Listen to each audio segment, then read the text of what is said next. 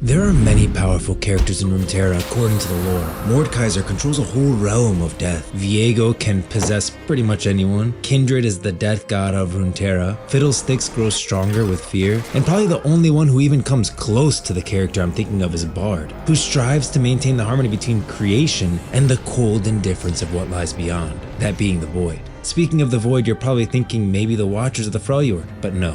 When you're looking at all of Runeterra lore, you'll come to one conclusion. The most powerful character is absolutely Aurelian's soul. And the people of Runeterra have really pissed this guy off, and he's right to be pissed. If he frankly just flicked Runeterra into the endless nothingness of space to freeze with no sun to warm us, he'd be right.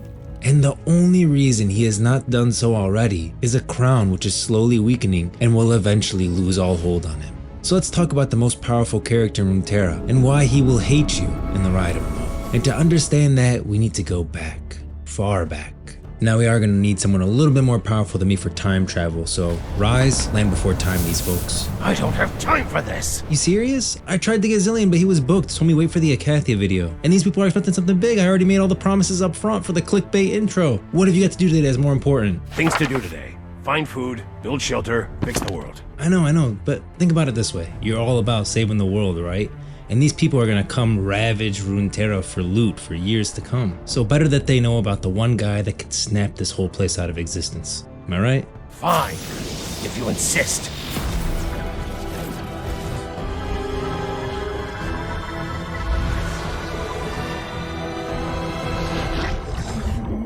And we're here. I know what you're thinking. This looks like nothing. Exactly, it is nothing. I realize it's not super exciting. We're not gonna stay here long. But in the beginning, there was only the nothingness of the void. But born in the first breath of creation was Aurelian's soul and those like him, who roamed the vast nothingness of the pristine celestial realm. One of those beings being Bard. And in that nothingness, Bard was just kind of floating around, thinking to himself that it'd be cool if there was something, but they didn't really do anything about it. He just kind of drifted there waiting for something.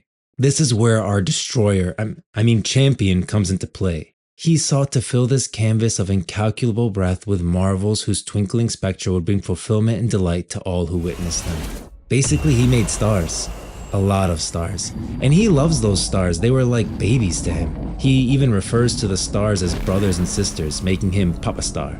And with the forging of the first stars, the silence was broken, and the first rapturous notes of creation rang in Bard's ears. He traveled the swirling harmonies between the stars, along with the tiniest wisps of residual inspiration and thought left over from their birth. These semi-tonal, incomplete motes of energy, or meeps, were drawn to him whenever he added his own voice to the cosmic opus, forever ringing in one perfect accord. You heard that right. While Aurelian's soul was creating stars, he casually, as a side effect, happened to also create sentient life in the form of meeps. And aren't these just the cutest little things wandering around the celestial realm, helping Bard with the void? Honestly, competing with Poros here in terms of cuteness. I just want to grab their cheeks and squeak. We are now at a point where this normal nothing is not so nothing, it's something. And so we are now going to refer to this realm as reality. And outside of reality was the void. A vast emptiness that acted as the home to entities without form or sentience, known later as the Watchers. However, this silent nothingness was disrupted by the sudden appearance of reality, yet this radiance stirred the ancient and ominous Watchers. Imagine you're trying to get some sleep in the middle of the night, and some little punk turns on a flashlight in the corner of the room, starts hitting you in the eyes with it, and the light gets brighter and brighter and brighter. What would you do? You gonna think that's cute? Probably not. Roused by the dawn of reality, these eldritch entities had been slumbering in the silence of nothingness. Now awakened, they grow ever more annoyed with the newly formed reality that interrupted their non-existence. However, they are unable to cross into reality to destroy this light and return to their slumber. That's important. They cannot cross from the void into reality. By moving into reality ourselves, the planet Runeterra is taking shape, orbiting a fairly unremarkable star created by Aurelian's soul eons earlier.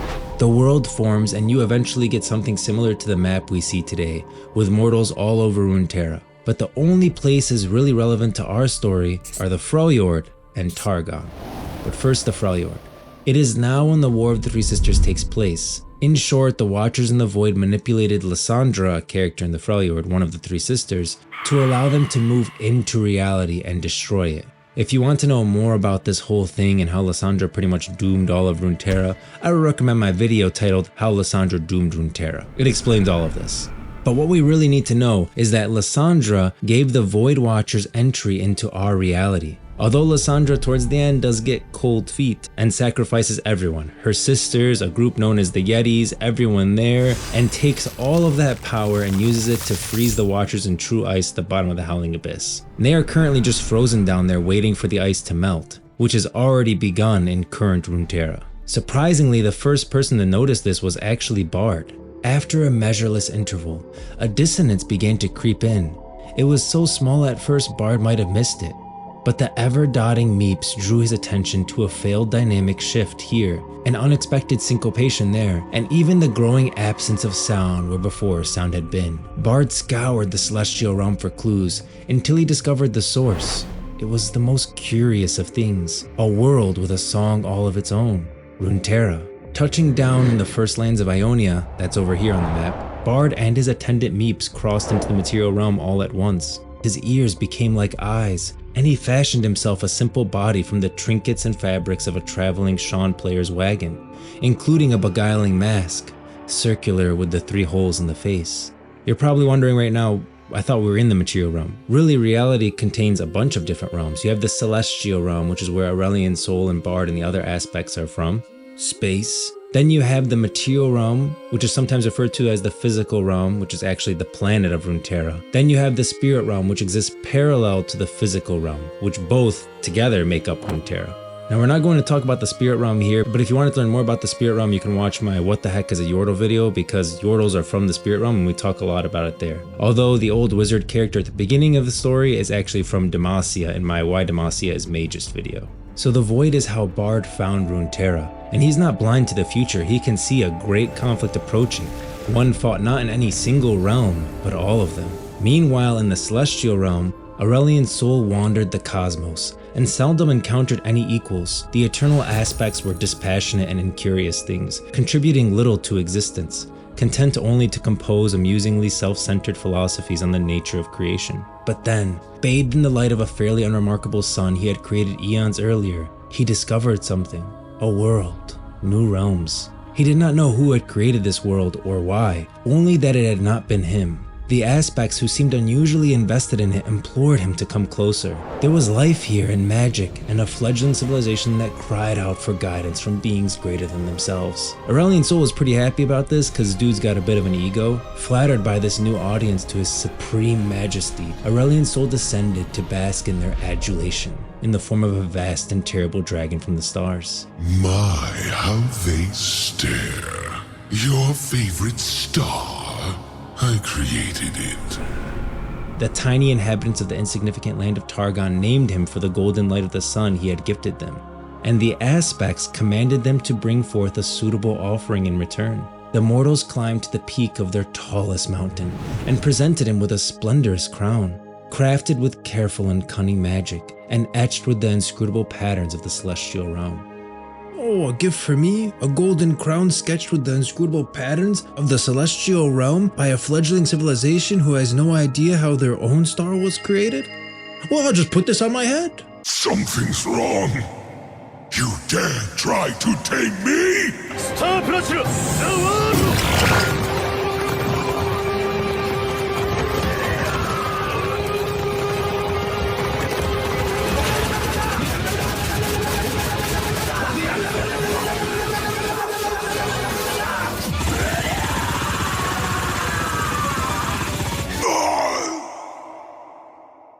Well, this certainly isn't my fault. From the moment it touched Aurelian Soul's brow, he knew this was no gift at all. The accursed thing clamped in place with unimaginable force, enough that even he could not remove it, and he could feel his knowledge of the sun and its creation being stolen and scrutinized by intelligences vastly inferior to his own. Worse still, the power of the crown hurled him back into the heavens, and prevented him from getting any closer to the world again. Instead, he was forced to watch the duplicitous aspects of Targon set the mortals to work in the construction of a great and gleaming disc. And I think it's really important to remember that the crown had inscrutable patterns of the celestial realm. I don't know how much the mortals at this time were aware of what was actually happening. I think the crown was created by the aspects given to the mortals to gift to Aurelian's soul. And Aurelian's soul just didn't realize this. I think his ego got in the way and his pride, and he was like, oh, thank you for the gift, and just decided to put it on his head. But if you really look at it, it's kind of obvious that this wasn't from the mortals. This is a long time ago.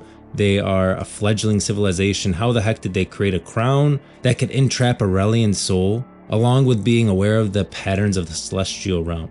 This was clearly created by the aspects, and I think the mortals were tricked just as much as Aurelian's soul was tricked. Although Aurelian's soul doesn't really care. He wants to destroy Runeterra all the same. Because this is not even to say that the aspects just let him float around with this crown on his head. They took Aurelian's soul like a dog on a leash from world to enact their will. And there was one time when Aurelian's soul's magical bondage dragged him back to Runeterra. Now the Twin Dawn story, I'm going to leave a link to in the description below. It's one of my favorite stories, so if you want to read it yourself, but I'm going to give you a quick summary of what happened, just like the key points of it, because it's important to the story of Aurelian's soul.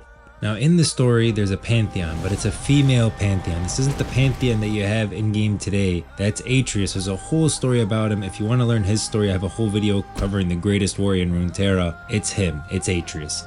He's the Pantheon currently today. This Pantheon is about to get obliterated. This is a female Pantheon, and the thing to know about Pantheons, all Pantheons throughout the history of Runeterra, these are the only two we know of, they're all aspectual hosts. And what aspectual hosts are basically people, they climb to the peak of Mount Targon, and they bond with an aspect. And there's a lot of aspect. There's the Golden Sister, that's the one Leona bound with. The Protector, Taric bound with that one. The Silver Sister, Diana. The Traveler, that's the one Tiari bound with. And we don't know how mutual this bonding is. It seems like it varies from person to person. For example, we know that Atreus, who's the current Pantheon, when he bound with the Warrior, which is the aspect of war, that's the actual aspect, basically took him over and fully pushed him to the back of his own mind, basically saying, you're immortal, you don't matter. With Leona and Diana, it seems more mutual, where the Silver and Golden Sister kind of work with them, and it's almost they're both that person now. It's kind of weird. In this Pantheon version, the aspectral host is a mortal female. Now she calls Aurelian's soul back to Runeterra. She's standing on a mountain. She uses the power of the crown, and she commands him to destroy a void rift that's near the base of the mountain. Now Aurelian's soul at this point, the power of the crown's already been weakening a little bit. So he resists her, almost just to show her like, hey, you don't really control me as much as you once did. Because this is pissing Aurelian's soul off. The guy's got a huge ego, and these aspects are just commanding him around to do their bidding. And she ends up realizing this. She realizes that the aspects have been distracted and that they didn't realize that the crown that's controlling Aurelian's soul is weakening. But she still commands Aurelian's soul to destroy the void rift. But then Aurelian's soul realizes, as he's burning away all of these void creatures that are coming out of the rift, that this attack's a little bit more coordinated. There's a little bit more orchestration behind it rather than just random scuttling creatures attacking out of the void. He actually shudders at the thought of what kind of entity is capable of inducing such a volatile rift. But he's more interested than afraid, and he admires the marvelously terrifying manipulation of the barriers between realms. He says few beings could fathom its complexities, let alone possess the sheer magnitude of power needed to rend the fabric of existence. And when he looks into the pulsing epicenter of the corruption, he feels a will, hungry and indomitable, far from the typical mindlessness that he's accustomed to from the void-born aberrations. The pulsating wound on reality yawns and buckles, distorting and warping all it touches. Whatever exists on the other side is laughing. And this pisses Aurelian's soul off, and he decides that he wishes to remind whatever intelligence that controls this void incursion on the other side that nobody laughs at him in his plane of existence. And that's important because in this plane of existence, Aurelian's soul is really the biggest threat to the void. It's not us in Runeterra. Lissandra literally had to sacrifice everything just to freeze them in place for a moment because that ice is literally melting at this point. But the biggest threat to the void, and what would really stop them from being able to break into our reality and destroy everything, would be Aurelian's soul. And them laughing at him is probably the scariest part of the whole story. But Aurelian's soul does, his usual thing. He literally summons basically a tiny sun. He doesn't summon a full sun because he feels like if he summoned a full sun, that would literally destroy Runeterra, which he's right. So he summons kind of like basically a sun blast.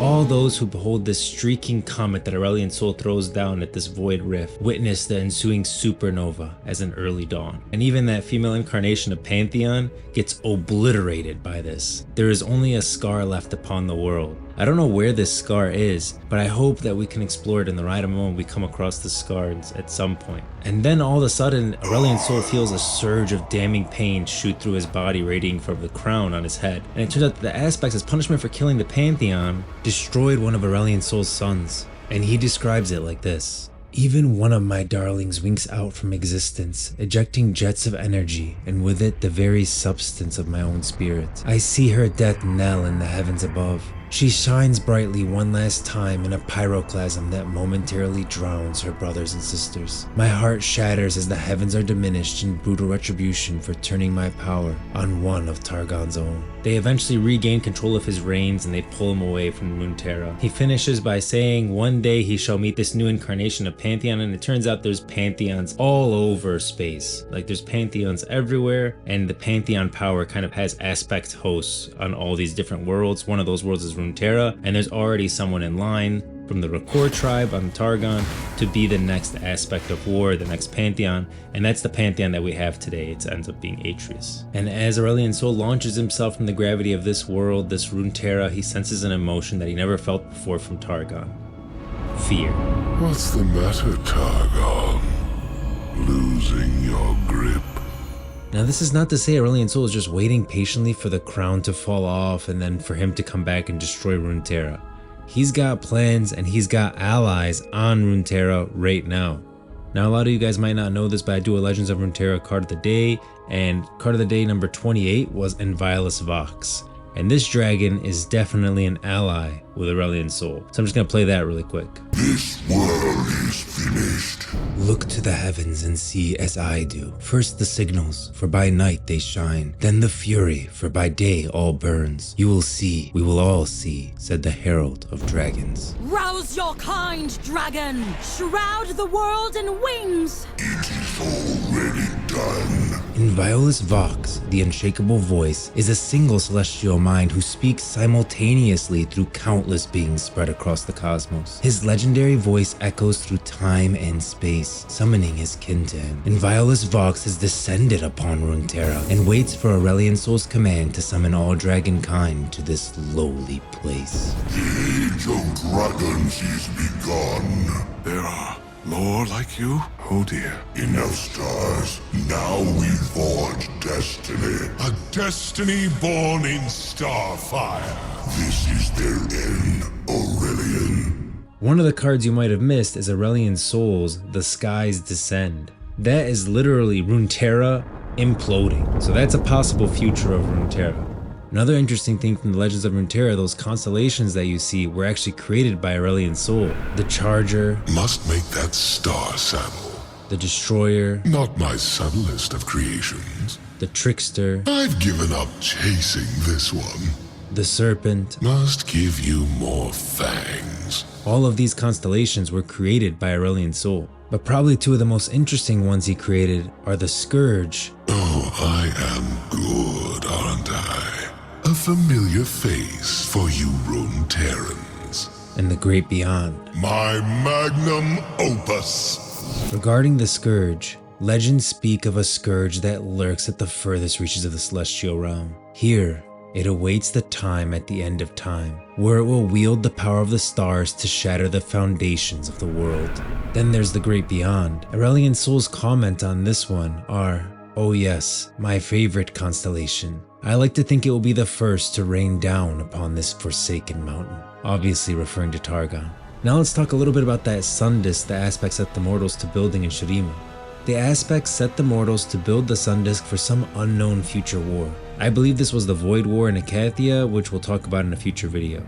But they used the sun disk to channel Aurelian Sol's power to create immortal god warriors. These include characters like Nasus and Renekton. And calling it the sun disk is literally just further mocking Aurelian Sol, as he is the forger of stars. He roared with glee when the first sun disk failed, only to see a second more powerful one take its place. Eventually, resigned to his fate, he saw the god warriors cast down their rivals, then chittering creatures of pure darkness, that's the Void War with Acathia, and eventually each other.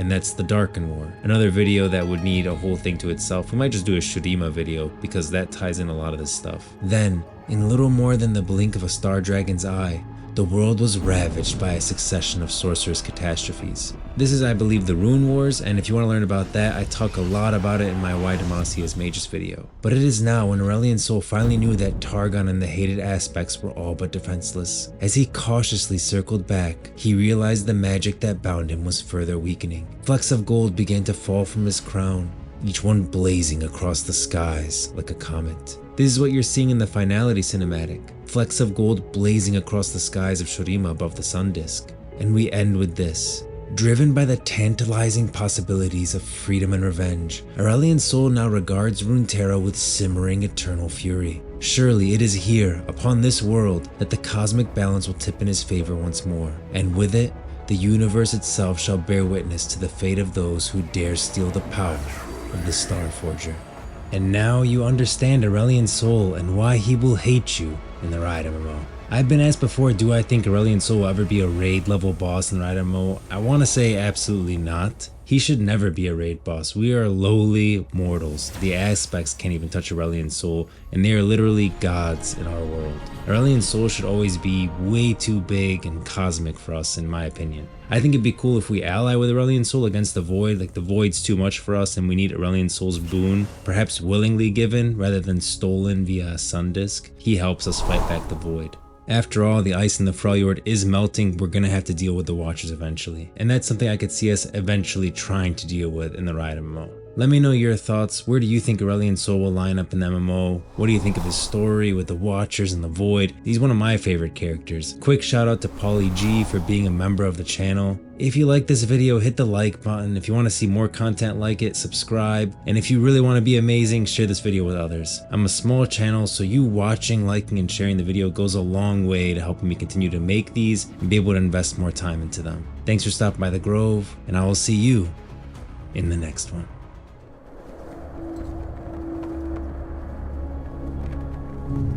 No matter what planet,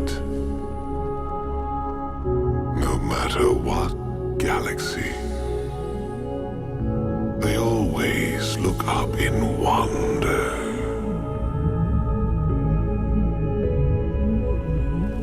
Some fall to their knees and worship. Others hide behind walls and towers. But the thing they do best is beg for mercy.